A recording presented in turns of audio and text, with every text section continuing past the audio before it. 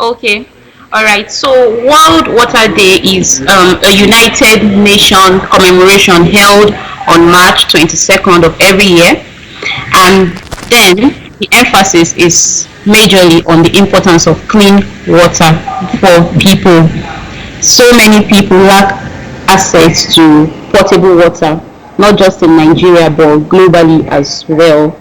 And I can remember what my late professor used to say, that there's this saying, a line from an ancient mariner that says that water, water everywhere, yet not a drop to drink. About three-fourths of the planet is covered with water, yet people lack access to potable water. And according to WHO, also World Economic Forum, millions and billions of people still lack access to potable water near their homes, and as a result of this, people die as a result of poor sanitation and lack of potable water. Children especially are vulnerable in this case, despite the fact that there are efforts going on in order to provide or to increase the availability of potable water to communities and homes. There is still a lot that needs to be done because so many people still do not have access to potable water, and in some cases their water sources are contaminated. So World Water Day, the main purpose of World Water Day is to create awareness and make people understand the need to conserve water resources for the present and also for the future. Thank you.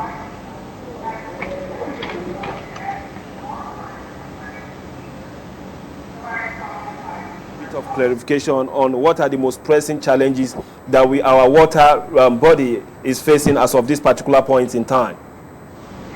Okay, so some of the challenges include water pollution from human activities, indiscriminate dumping of refuse here and there. Also, sustainability is an issue. Most times, there are challenges sustaining the water development projects that are on ground.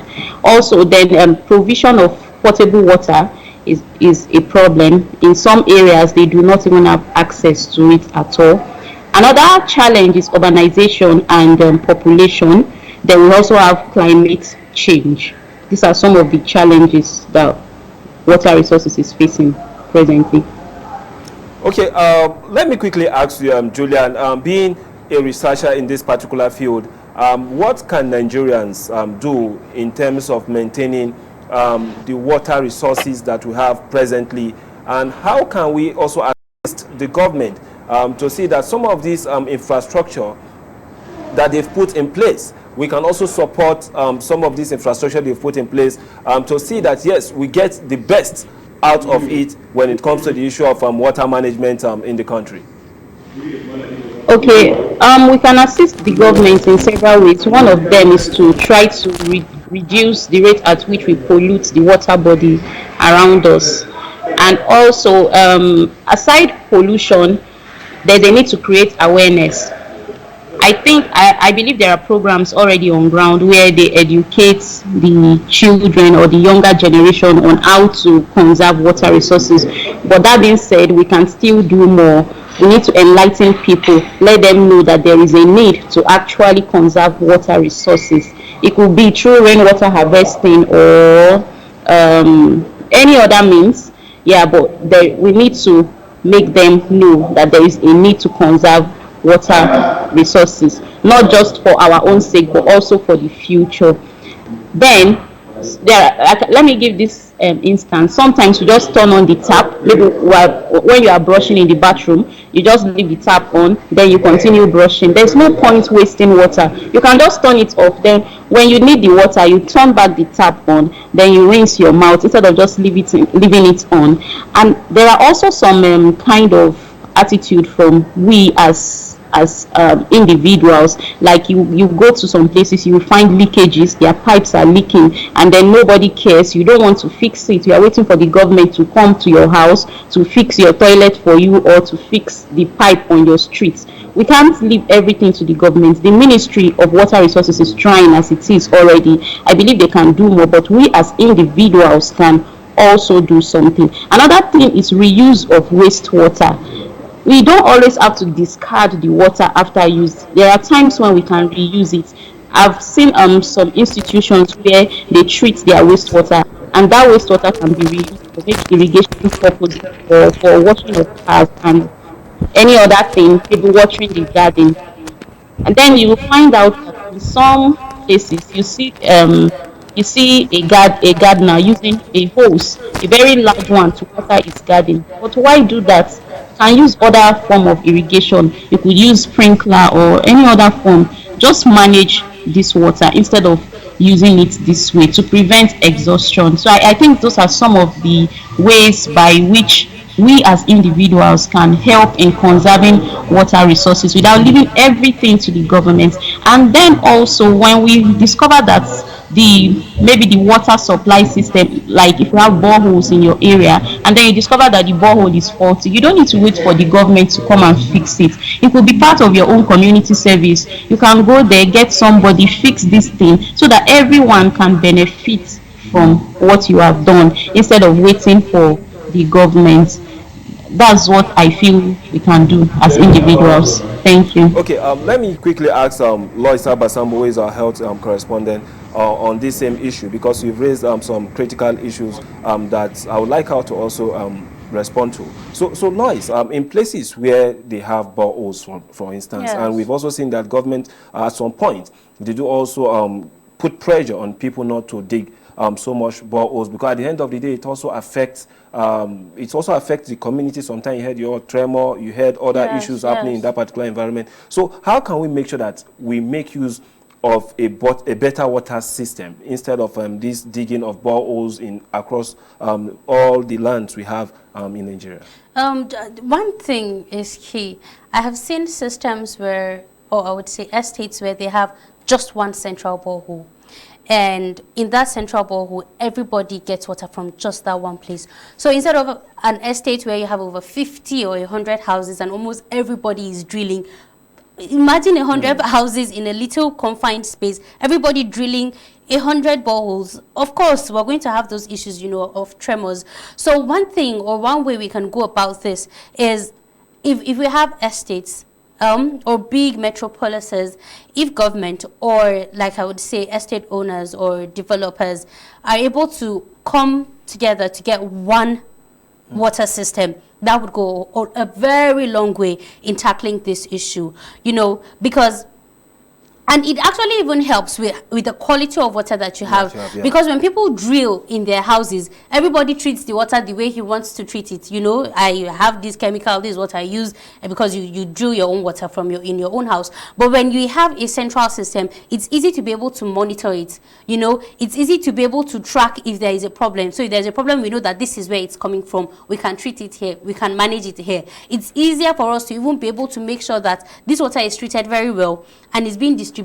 So whenever there is an issue, it's not difficult for us to come down. I remember sometime last year, I think 2 years ago, when there was this cholera issue, and it's good for the FCT because, the FCT water board is trying. There are quite a number of areas that are covered by water board, so many houses don't have to drill their own boreholes or don't have to dig their own wells, so that helps a lot. And if you remember during the outbreak, people were beginning to say, no, it's water we got from water board, but water board came out and said, no, you can come and test the water that we give, and this water is clean, is devoid of any contamination. So it's easy to be able to trace. Do you understand this kind of issues where we have this kind of issues because we have a central system? It's easy to be able to trace. It's easy to be able to track and manage as well. Okay. Before we go on this break, I would just like Julian to just respond to this. How can individuals and community play a role in promoting water conservation and sustainable water use? I'm sorry, please come again. I didn't get you. The question is, how can individuals and communities play a role in promoting water conservation and sustainable water use? Okay. Yeah, one of the ways is by reducing pollution. Yeah, most times people dispose of their waste into receiving water bodies, and I think there are proper ways of discharging waste instead of just polluting the whole place, because disposing anyhow could also affect the groundwater recharge. Yeah, and aside that, there's a need to create awareness, like you and I. If I know anything about water resources conservation, I could also extend the knowledge to somebody who does not even know anything or who knows very little about it. Also, we can help the community by coming up with some like jingles. We try to educate one another, talk here and there. Then we can also do community services. You might go to a primary school or somewhere, provide them with wash hand basin, then a source of water for hygiene, because most of these kids do not, if there is no water, they will not remember to wash their hands, and that way they could get infected with all sorts of diseases. Okay. So Thank you, Julian. I would okay. like to go on a very short break now. We'll still expect you to still be there so that you can join us after the break to finalize on issues on this particular World Water Day. Lois Abasambo, thank you so much also for adding your voice on this particular day. I will still be expecting you definitely whenever there are other issues. I know tomorrow is the World Tuberculosis Day, and I know you've started working on something that has to do with that. So thank you so much for joining us. Thank you for having me. So we'll go on a very short break, and when we return, we continue with the conversation that has to do with the World Water Day. And definitely we need people or experts in the field and those that have actually worked at the community level to give us details with respect to all that is happening on this particular day. And one of them is Julian E. Joining us from University of Ilorin. I don't know, probably maybe she's even in Zaria now. But then still, we've been discussing with her on this same issue. And also we have Lois Abasambo, who is our correspondent on health, and giving us tidbits with respect to all that is happening in our community and how we make use of water in our community. So let me quickly go back to Julian before I return back to you, Lois. She was on a particular landmark of statement that has to do with how we educate students, probably pupils in primary school, on how they can have this hygiene education. So please, can you just complete your thoughts on that, please, Julian? Okay, yes, I mentioned that children need proper hygiene in schools. Yeah, I've seen in some cases where they have wash hand basins, maybe some individuals come to provide them, or bodies like UNICEF, they go from one school to the other and make provision for this. We as individuals can also contribute to that. We can make conscious efforts towards keeping our children safe. And aside that, by the time you walk around in some communities, you will see some children with big containers trekking long distances just to get water. Most times children are the ones who suffer from all of this. I feel like if you have the means as an individual, you have the money or the finance, you can come up with something in that vicinity just to assist these people, the less privileged, because we need to get, we want everybody in Nigeria, if possible, to have access to potable water. And I think that's one of the SDG goals, and it would be very good if we could partner in bringing that up, in making it a reality, so we don't always have to wait for the government or wait for some or the community somewhere. If you have the means, please help these children. Let's help one another. Thank you. Okay, let me quickly come back to Lois. Lois, so how can we help in our community to see that, yes, we give them this formal education on the essence of health, that's on water hygiene, and also we look at situation whereby they can get more information on how they can use water efficiently? Now, this is good because this question tends towards sustainability, yes, and using water efficiently. That's conservation, just as Julian has spoken about. One thing in this part of the world, it takes us time before we get used to certain things that we're not normally used to. And when we talk about conservation, we're talking about not wasting, yeah? And over time, you realize that people begin to waste water when they have access to it beyond what they usually used to have access to. And so it's good that if we're able to drill these boreholes, or if we're able to come up with these sources of water for people to be able to have access to, that people from the communities are given, I would say, charge of these things, so that if there is any problem, they're able to sustain it. And two, so that they're also able to checkmate people that waste water. There are times when, and not because they are gardening places, there are times where I see people just put on the tap and let it flow, and they just say it's water, it comes from the ground now, you know, but they don't realize that this is actually waste. There are people that do not have access to it. So for people that would be given access to these things, it's good that they are also taught on the importance of using it judiciously, you know, so that people know that for the fact that we have it does not mean we should waste it, and we should be able to sustain it, so that we have a sustainable system over time. And just like I said, you know, I told you, water is life. We need water for everything and for anything. And it's also good, most times in very rural areas where they don't have potable water, and when we talk about potable water, we talk about taps, we talk about boreholes. When these things are going to, or if or when these things are going to be made available to these people, it's good that at that period they are taught about the importance of water, importance of why they should conserve water, what water can do, how important water is to life, so that they have a better understanding that yes, this is not just normal water, but as much as it's normal water and it's gotten from the ground, it's also a very valuable resource to us. And because it's valuable, we should most especially take care of it. Because you have it in abundance does not mean we should, you know, just make use of it anyhow. Your earlier question, you spoke about how people should be taught about this. Julian made mention of jingles. Julian made mention of trying to get people to be aware. One thing I have learned as a journalist is word on the street moves faster than telecommunications that will be through. Yes. And that is why you see organizations, there are now government organizations or non-governmental organizations also that have understood this. I think there is a government organization that is making use of, they call it Majalisa. You know what Majalisa is? Yes, you know, in Hausa it means like the assembly, the gathering. More information is passed around through these evening gatherings that people have at different spots than even as it's passed on TV.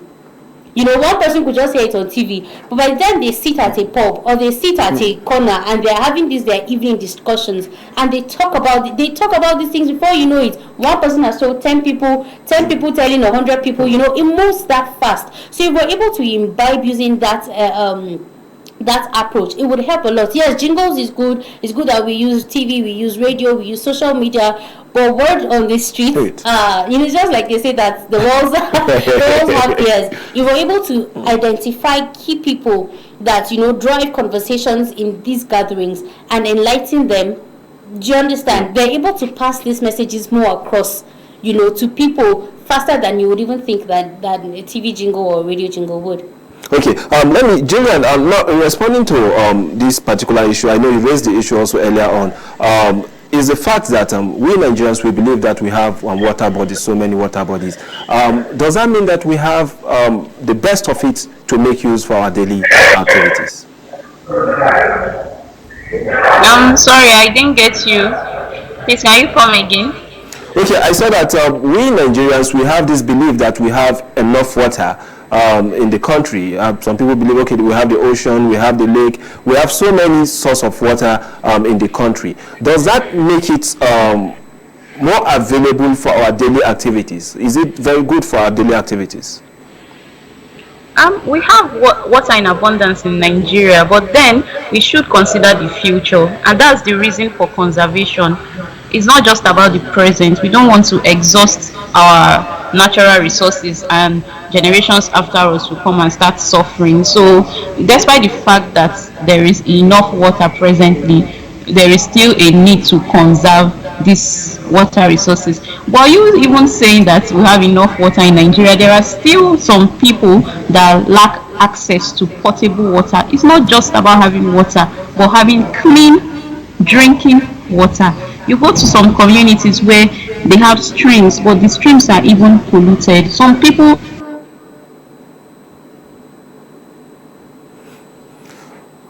Okay, that's okay. So on that particular note, Lois Abba, you've listened to her, and if there's anything you can add to what she was saying. Yes, I also wanted to add, for the fact that we have water bodies does not mean there is water that is available for us to use. Yeah.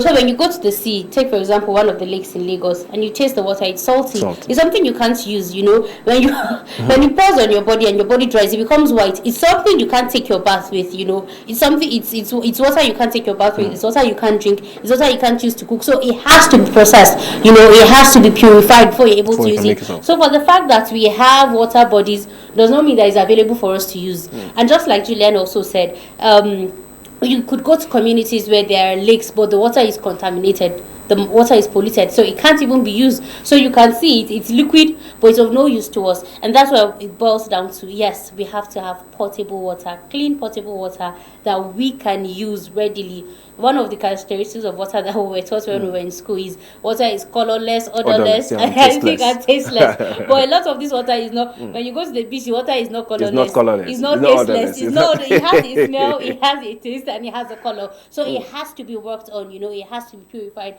before we can use it. So having water bodies does not mean that we have potable water available to us. It has to be purified. It has to be made clean before we can take it. Okay, Julian. So on this particular issue, also, I would like to have you on this particular issue, but then still, I think she's getting a network fix over there. One major way we also make use of water, also when it comes to the issue of irrigation, for instance, we use it so much in our villages, even in some parts of the north, most especially Kano, Jigawa, Kaduna, we use water for irrigation, and as a result of that, we seem to get enough food into the market and the rest. But still, at the same time, is some of this water, are they even healthy for them to be used for plant use? I wouldn't say I know so much because, I am strictly on the health basis. But I want to believe that water that you give plants is not necessarily exactly the water that we would take, So, for the farmers wouldn't use water that is not good for their plants, because just like for us, when we take water that is polluted, it affects our system, And so the same way with plants. So if a farmer uses a particular water from a particular stream and realizes that his plants are dying, he would actually have to stop using that water. So yes, I believe it's something that we're health agric. Yes, we would have plenty food in. When we discuss the issue of health, and then we look at the issue of agric. Agric and health has that relationship, and that's the more reason why I asked the question. And but then still, I would like to ask you, Julian, what should be the kind of water we use for irrigation? Just as a closing remark from you. Are you hearing me, Julian? Yeah. Okay, my question is, what kind of water should we use for irrigation? As a closing remark from you.